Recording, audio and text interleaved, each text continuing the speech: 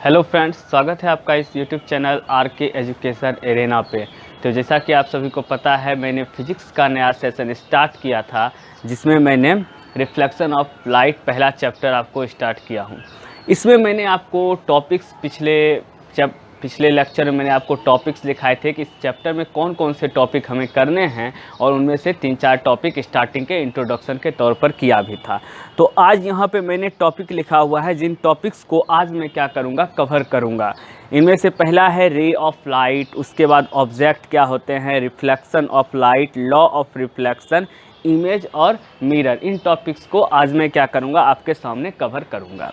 तो चलिए स्टार्ट करते हैं आज का टॉपिक। सबसे पहले हम लोग जानते हैं कि रे ऑफ लाइट क्या होता है। रे ऑफ लाइट तो लिखना उतना पॉसिबल है नहीं, बाद में जब हम नोट्स आपके रिस्पॉन्स के हिसाब से देंगे तो फिर आपको पता लगेगा। वैसे आप मेरे वॉइस से देख सकते हैं। रे ऑफ लाइट क्या होता है, मान लीजिए कि हमारे पास कोई भी लाइट का सोर्स है, चाहे वो सन हो, कोई मोमबत्ती हो यानी कि कैंडल हो, हमारा कोई बल्ब हो, उससे जब लाइट निकलती है तो वह लाइट जो है हर एक दिशा में चारों तरफ फैलती है। लाइट क्या होता है, हर एक दिशा में चारों तरफ फैलती है। जब यही लाइट जितने भी दिशा में फैलती है, वह स्ट्रेट लाइन में क्या करती है, ट्रैवल करती है। हर एक डायरेक्शन में स्ट्रेट लाइन में लाइट हमारी ट्रैवल करती है, जिससे कि हम कहते हैं रे ऑफ लाइट, यानी कि प्रकाश की किरण कहते हैं। तो समझ में आ गया होगा कि रे ऑफ लाइट क्या है, प्रकाश की किरण क्या है। अब रे ऑफ लाइट, अब यहाँ पे मैं बीम की बात करता हूँ। बीम क्या होता है कि सेम चीज़ है। अब क्या हुआ कि अगर लाइट यानी कि प्रकाश का समूह, एक group of light travel in a straight line is called beam. तो क्या होता है, a group of light travel in a straight line. आगे आप समझ जाइएगा कि एक group of light travel in a straight line, यानी कि लाइट का यानी कि प्रकाश का समूह जब स्ट्रेट लाइन में ट्रेवल करता है तो उसे हम क्या कहते हैं, बीम कहते हैं। क्या कहते हैं, बीम कहते हैं। हिंदी में इसे किरण पुंज क्या कहते हैं, क्या कहते हैं इसे हिंदी में, किरण पुंज कहते हैं। अब ये जो बीम ऑफ लाइट होता है, ये कितने तरह के होते हैं, तो ये 3 तरह के होते हैं। कितने तरह के होते हैं, 3 तरह के होते हैं। एक होता है कन्वर्जिंग, एक होता है हमारा डाइवर्जिंग।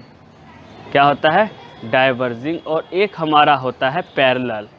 ये 3 तरह के बीम होते हैं। क्या होता है, पैरेलल बीम होते हैं। पैरेलल, ये 3 तरह के हमारे क्या होते हैं, बीम होते हैं। कन्वर्जिंग बीम होते हैं, डाइवर्जिंग बीम होते हैं और पैरेलल बीम होते हैं। अब हम देखेंगे कि ये कन्वर्जिंग बीम क्या होता है। तो क्या होता है कि लाइट किसी भी सोर्स से जब लाइट आती है तो स्ट्रेट लाइन में फ्लो करती है, आपको पता है। तो मान लीजिए कि कोई भी सोर्स से लाइट आ रहा है, किसी भी सोर्स से कहीं से भी लाइट आ रही है। ये देखिए बहुत सारे सोर्स से क्या हो रहे हैं, लाइट आ रहे हैं। लेकिन जब यह लाइट बहुत सारे सोर्स से आने के बाद एक पार्टिकुलर पॉइंट पे मीट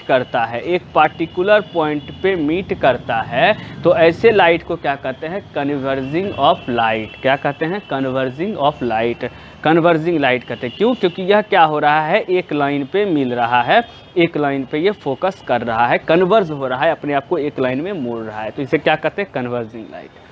उसके बाद आते हैं हम डाइवर्जिंग। अब डाइवर्जिंग बीम क्या होता है, ये हो गया कन्वर्जिंग बीम। डाइवर्जिंग बीम क्या हुआ, सिर्फ बिल्कुल इसका उल्टा है कि एक बिंदु स्रोत से यानी कि एक पॉइंट से निकलती हुई प्रकाश की किरण अगर क्या हो जाए, फैल जाए। क्या हो जाए, फैल जाए। एक बिंदु स्रोत से निकलती हुई प्रकाश की किरण फैल जाए। यहाँ पे क्या हो रहा था कि प्रकाश की किरण यानी कि सोर्स ऑफ लाइट, जहाँ से भी प्रकाश की किरण आ रही थी वो एक बिंदु पर मीट कर रही थी, यानी कि सिकुड़ रही थी, यहाँ पे फोकस कर रही थी। अब क्या हुआ कि एक बिंदु से जहाँ से लाइट निकलेगी वो क्या हो रही है, फैल रही है। तो अपने आप को फैलना मतलब क्या होता है, डाइवर्ट करना। आपको पता है कि डाइवर्ट करते हैं ना आप, अलग हो जाते हैं, मतलब डाइवर्ट होना, तो वही डाइवर्ट हो रहा है, ये डाइवर्जिंग हो रहा है। तो इसे कहते हैं डाइवर्जिंग बीम। क्या कहते हैं, डाइवर्जिंग बीम कहते हैं। और ये पैरेलल बीम क्या होता है कि लाइट हमारा बिल्कुल स्ट्रेट लाइन में पैरेलल ट्रैवल करता है, बिल्कुल स्ट्रेट लाइन में पैरेलल ट्रैवल करता है। जैसे कि हमारा एग्जांपल ले सकते हैं सन का लाइट जो बड़ी दूर से आता है, सोर्स ऑफ लाइट वो बहुत बड़ा है, तो वो क्या कहलाता है, हमारा पैरेलल लाइट कहलाता है। तो उम्मीद है आपको कि बीम समझ में आ गया होगा कि ये group of light travel in a straight line is called beam, और ये 3 तरह के होते हैं, कन्वर्जिंग बीम, डाइवर्जिंग बीम और पैरेलल बीम। तो रे ऑफ लाइट आपको यहाँ पे पता लग गया, एक टॉपिक आपका कंप्लीट हो गया। अब आते हैं दूसरे टॉपिक की तरफ जो कि हमारा है ऑब्जेक्ट। अब ऑब्जेक्ट सोर्स ऑफ लाइट के हिसाब से मैंने आपको ऑब्जेक्ट 2 टाइप्स के बताए हुए थे। एक लुमिनस ऑब्जेक्ट के बारे में मैंने आपको बताया हुआ था, एक नॉन लुमिनस ऑब्जेक्ट के बारे में आपको बताया हुआ था। लुमिनस ऑब्जेक्ट कैसा ऑब्जेक्ट था, जिसके पास अपना खुद का प्रकाश हो, ऑन एनर्जी हो, ऑन लाइट हो, प्रोड्यूस कर रहा हो अपने इंटरनल रिएक्शन से। और नॉन लुमिनस क्या होता है, जिसके पास अपना प्रकाश नहीं हो, वो दूसरे के प्रकाश से ग्लो करता है। अब यहाँ ऑब्जेक्ट में जो चीज़ मैं आपको बताऊंगा ये आप लोग पहले भी पढ़ चुके होंगे, लेकिन एक बार आप लोग क्या करें, इसको देख लें। इसमें आता है ट्रांसपेरेंट। ट्रांसपेरेंट ट्रांसपेरेंट का अर्थ हिंदी में क्या होता है, पारदर्शी होता है। उसके बाद आता है ट्रांसल्यूसेंट। ट्रांसल्यूसेंट ट्रांसल्यूसेंट का अर्थ क्या होता है, पारभासी होता है। और तीसरा आता है ओपेक ऑब्जेक्ट। कैसा ऑब्जेक्ट आता है, ओपेक ऑब्जेक्ट आता है। ये 3 ऑब्जेक्ट होते हैं, ट्रांसपेरेंट, ट्रांसल्यूसेंट और ओपेक ऑब्जेक्ट। अब ट्रांसपेरेंट ऑब्जेक्ट क्या होता है, ऐसे ऑब्जेक्ट जिससे होकर लाइट आसानी से फ्लो कर सके, यानी कि आसानी से गुजर सके, कोई भी रुकावट पैदा नहीं हो, मैक्सिमम अमाउंट ऑफ लाइट उससे क्या होगा, पास हो जाएगा। तो ऐसे ऑब्जेक्ट को कहते हैं ट्रांसपेरेंट ऑब्जेक्ट। जैसे कि हमारा ग्लास हो जाता है, हमारा वाटर हो जाता है, ठीक है ना। तो ये सब जो हैं इनसे लाइट आसानी से पास कर सकती है। उसके बाद आता है हमारा ट्रांसल्यूसेंट ऑब्जेक्ट। ट्रांसल्यूसेंट ऑब्जेक्ट क्या होता है, ऐसे ऑब्जेक्ट जिससे सम अमाउंट्स ऑफ लाइट पास कर पाते हैं, लेकिन सारे के सारे लाइट्स पास नहीं कर पाते। मान लीजिए कि 100% में से 40 या 50 या 60 या 70% लाइट ही क्या हो रहा है, पास हो रहा है। जैसे कि आप देख सकते हैं कि तेल लगा हुआ कागज़ होता है, आपने धोती देखा होगा वो होता है, घिसा हुआ कांच देखा होगा, इसके आर पार आप आसानी से नहीं देख पाते हैं, धुंधला दिखाई देता है। इसका रीज़न क्या है, तो इसका रीज़न यही है कि टोटल लाइट उसके तरफ से पास नहीं हो रहा है। तो ऐसे ऑब्जेक्ट को क्या कहते हैं, ट्रांसल्यूसेंट ऑब्जेक्ट कहते हैं। अब आता है ओपेक ऑब्जेक्ट। ये ओपेक ऑब्जेक्ट क्या होता है, ओपेक का मतलब होता है अपारदर्शी। अपारदर्शी कहने का मतलब हुआ कि इससे होकर लाइट बिल्कुल भी फ्लो नहीं करेगा। इससे होकर क्या होगा, लाइट बिल्कुल भी फ्लो नहीं करेगा, यानी कि अपारदर्शी। ये 1 भी % लाइट को अपने अंदर से जाने नहीं देता है। जैसे हमारा वाल हो गया, हमारा ये वाइट बोर्ड हो जाएगा, हमारा ये ब्लैक बोर्ड हो जाएगा जो हम स्कूल में पढ़ते हैं। तो ऐसा जो भी ऑब्जेक्ट है जिससे होकर लाइट नहीं जाता है, उसे हम ओपेक ऑब्जेक्ट कहते हैं। तो ऑब्जेक्ट के बारे में भी आपको पता लग गया। अब हम अपने एक मेन टॉपिक के तरफ आते हैं जो कि हमारा है रिफ्लेक्शन ऑफ लाइट। क्या है, रिफ्लेक्शन ऑफ लाइट। ये रिफ्लेक्शन ऑफ लाइट क्या होता है, चलिए देखते हैं। रिफ्लेक्शन ऑफ लाइट इसे हिंदी में कहते हैं, मैं हिंदी में ही साथ साथ बोलते जाता हूं जिससे आप लोगों को परेशानी ना हो। इसे हिंदी में कहते हैं प्रकाश का परावर्तन। क्या कहते हैं, प्रकाश का परावर्तन।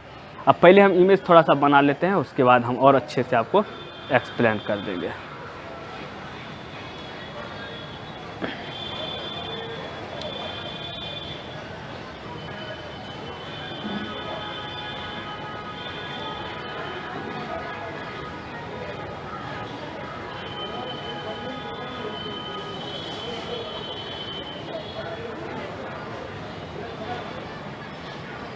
अब यहाँ पे ध्यान दीजिए, मैंने एक मीडियम बनाया है, इसे हम क्या कहेंगे, इसे हम क्या कहेंगे, मीडियम कहेंगे। मैंने एक मीडियम बनाया है।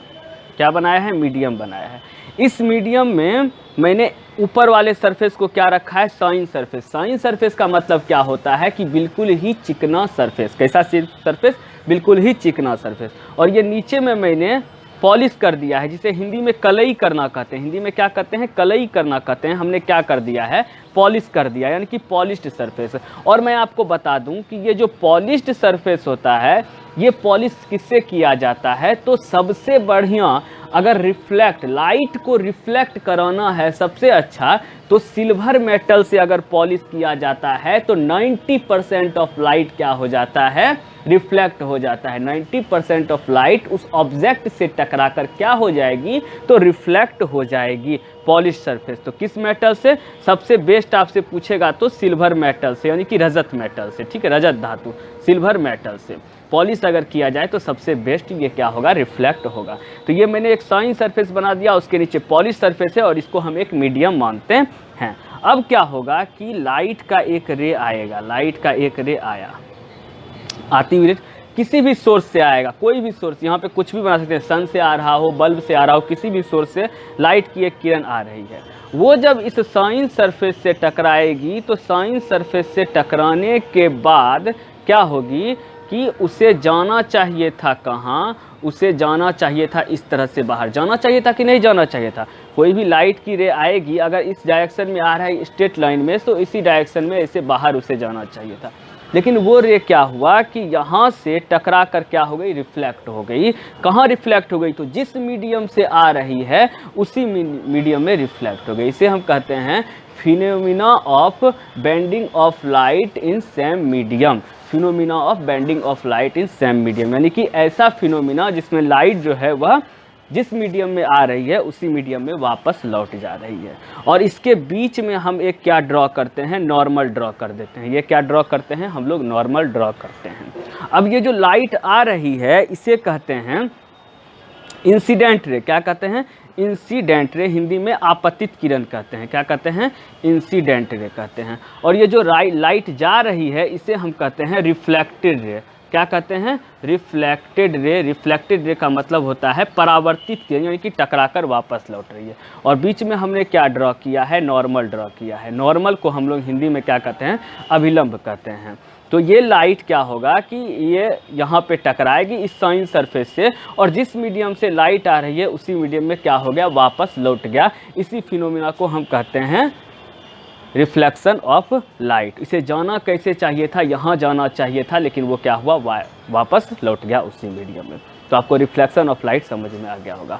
अब यहाँ पे आप देख सकते हैं कि दो एंगल बना है, ये बीच का नॉर्मल है, इसके पास से दो एंगल बना है। अब ये इंसिडेंट रे और नॉर्मल के बीच में एंगल बना है, तो इसे एंगल आई कहते हैं, एंगल ऑफ इंसिडेंट कहते हैं, यानी कि आपतन कोण कहते हैं।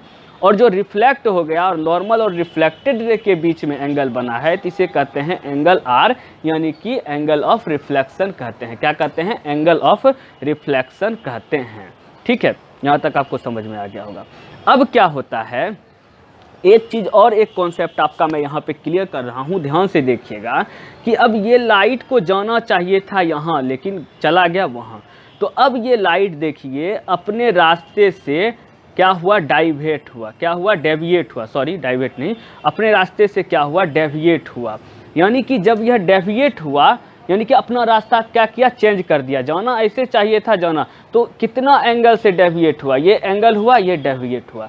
इसे हम डिनोट करते हैं, इस एंगल को यहाँ मैं साइड में लिखता हूँ करली से। किससे करते हैं, करली। ये करली का साइन होता है, करली से हम इसे क्या करते हैं, डिनोट करते हैं, करली से। और ये इस एंगल को हम क्या कहते हैं, एंगल ऑफ डेविएशन। क्या कहते हैं, एंगल ऑफ डेविएशन कहते हैं। ध्यान में रखिएगा, इस एंगल को हम लोग कहते हैं एंगल ऑफ डेविएशन। क्या कहते हैं, एंगल ऑफ डेविएशन। अब ये एंगल ऑफ डेविएशन क्या होता है, ये तो समझ में आ गया कि लाइट को जिस रास्ते से जाना था उस रास्ते को छोड़कर वो क्या किया, अपना रास्ता मोड़ लिया। तो जब उस बीच में एंगल बना, उस एंगल को क्या कहते हैं, एंगल ऑफ डेविएशन। अब आपको एंगल ऑफ डेविएशन कैलकुलेट करना होगा, तो कैसे कीजिएगा, तो ये हो जाता है 180 minus 2 into angle of incident, ये हो जाता है। अब ये कैसे होता है इसको थोड़ा समझते हैं, कैसे होता है। यहाँ पे देखिए, ये देखिए एक स्ट्रेट लाइन बना रहा है कि नहीं बना रहा है। अब ये स्ट्रेट लाइन पे ये कितना का एंगल बनता है, 180 का एंगल बनता है। कितना का एंगल बनता है, 180 का एंगल बनता है। अब क्या हुआ कि ये एक रे इधर से क्रॉस कर गया, इस तरह का है कुछ हमारा इमेज। अब ये एंगल आई, एंगल आर। अब लॉ ऑफ रिफ्लेक्शन से क्या होता है कि एंगल आई जो होता है वह एंगल आर के बराबर होता है, यानी कि इंसिडेंट रे जो होता है वो रिफ्लेक्टेड रे के क्या होगा, इक्वल होगा। तो क्या होगा, ये दोनों। अब आपको पता है कि ये पूरा मिलके कितना बनाता है, 180 बनाता है। तो अगर मैं 180 में से एंगल ऑफ इंसिडेंट और एंगल ऑफ रिफ्लेक्टेड दोनों को माइनस कर दूं तो हमारा ये एंगल आ जाएगा। और ये दोनों एंगल बराबर है, इसीलिए इसको 180 माइनस एंगल ऑफ इंसिडेंट और प्लस एंगल ऑफ इंसिडेंट लिख सकते हैं कि नहीं लिख सकते हैं, क्योंकि दोनों एंगल क्या है, बराबर है। तो ये हो जाएगा 180 माइनस 2 एंगल ऑफ इंसिडेंट, या ये 2 एंगल ऑफ रिफ्लेक्शन भी हो सकता है। तो आपको समझ में आ गया कि ये एंगल ऑफ डेविएशन कैसे निकलता है, और रिफ्लेक्शन ऑफ लाइट भी आपको समझ में आ गया। अब इसी का लॉ देखते हैं कि लॉ ऑफ रिफ्लेक्शन क्या होता है। लॉ ऑफ रिफ्लेक्शन, यहाँ तक उम्मीद है कि अच्छे से आपको समझ में आ रहा होगा। किसी प्रकार की क्वेरी हो तो कमेंट कीजिएगा। Law of reflection, law of reflection क्या होता है कि angle of incident is equal to angle of reflection या रिफ्लेक्शन ही लिख दीजिए। मतलब आपतन कोण बराबर होता है परावर्तन कोण के, angle I is equal to angle R। ये हुआ पहला लॉ, ये क्या हुआ, फर्स्ट लॉ। दूसरा लॉ क्या होता है कि इंसिडेंट रे, कौन सा रे है, incident ray, reflected ray and normal lies on a same plane। अब इसका मतलब समझिए कि क्या हुआ। अब थोड़ा सा इमेज पे आइए। ये क्या है, हमारा इंसिडेंट रे है, ये क्या है, हमारा रिफ्लेक्टेड रे है, और ये क्या है, हमारा नॉर्मल है। आप देख रहे हैं कि ये तीनों जो है वह सेम प्लेन, मतलब ये जो प्लेन है उसके सेम प्लेन के सेम पॉइंट पे क्या कर रहा है, लाई कर रहा है। तो यही बात कहना चाहता है। पहला लॉ कहा कि ये एंगल बराबर ये एंगल हो गया। दूसरा लॉ क्या कहता है कि इंसिडेंट रे, नॉर्मल और रिफ्लेक्टेड रे तीनों एक ही प्लेन पे क्या कर रहा है, लाई कर रहा है। तो उम्मीद है आपको ये भी समझ में आ गया होगा। आपका एक और टॉपिक यहाँ से कंप्लीट हो गया। अब नेक्स्ट टॉपिक पे आते हैं, इमेज। इमेज तो हम बहुत अच्छे से करेंगे जब इमेज फॉर्मेशन करेंगे। अभी मैं आपको फिलहाल बता देता हूँ कि इमेज आखिर होता क्या है, क्या होता है इमेज। तो इमेज के समझिए क्या होता है, व्हेन रिफ्लेक्टेड रे, क्या होता है, व्हेन रिफ्लेक्टेड रे मीट और appear टू मीट। अब इसको समझिए, हिंदी में थोड़ा बोलता हूँ, समझिए। मतलब किसी भी बिंदु स्रोत से, यानी किसी भी सोर्स ऑफ लाइट से जब प्रकाश की किरण आती है तो वह परावर्तन के बाद, यानी कि रिफ्लेक्शन के बाद किसी बिंदु से होकर गुजरती है। क्या होता है, किसी बिंदु से होकर गुजरती है। तो जिस बिंदु से होकर वह गुजरती है, अगर उस बिंदु पर वह एक्चुअली मीट कर रही है, अगर उस बिंदु पर वह एक्चुअली मीट कर रही है तो उस समय इमेज जो बनेगा वह रियल इमेज बनेगा। और अगर वर्चुअली मीट कर रही है, मतलब मीट करता हुआ प्रतीत हो रही है, अपीयर टू मीट मतलब मिलता हुआ प्रतीत हो रही है, एक्चुअली मिल नहीं रही है, तो उसको हम कहेंगे वर्चुअल इमेज। तो क्या होता है, इफ़ एक्चुअली मीट यानी कि बिल्कुल मिल रही है, कॉल्ड क्या हो जाएगा, रियल इमेज। क्या हो जाएगा, रियल इमेज। और अगला क्या है कि इफ अपीयर टू मीट, मतलब मिल नहीं रही है, मिलता हुआ प्रतीत हो, सिर्फ दिखने में लग रहा है कि मिल रही है लेकिन मिलती नहीं है एग्जैक्टली, अपीयर टू मीट। तो ये हो जाता है हमारा वर्चुअल इमेज बनता है, वर्चुअल इमेज बनता है। इमेज होता क्या है कि जब भी कोई बिंदु स्रोत से आती हुई प्रकाश की किरण परावर्तन के बाद जिस बिंदु पर मिलती है या मिलती हुई प्रतीत होती है, अगर एग्जैक्टली वो सही में मिल रहा है रियल में, तो रियल इमेज यानी कि वास्तविक प्रतिबिंब बनेगा। और अगर अपीयर टू मीट हो जाएगा, यानी कि मिलता हुआ प्रतीत होगा, तो क्या हो जाएगा कि वह वर्चुअल यानी कि काल्पनिक प्रतिबिंब बनेगा। तो उम्मीद है कि इतना सेशन आपको समझ में आया होगा। ये एक टॉपिक बच गया क्योंकि थोड़ा अंधेरा होने लगा है, तो अब इसको जो है नेक्स्ट क्लास में करेंगे। जितना मैंने बताया उम्मीद है कि समझ में आया होगा। वीडियो अच्छा लगे तो लाइक कीजिए, शेयर कीजिए, सब्सक्राइब कीजिए, और किसी प्रकार की क्वेरी हो तो कमेंट जरूर कीजिए। Thank you very much.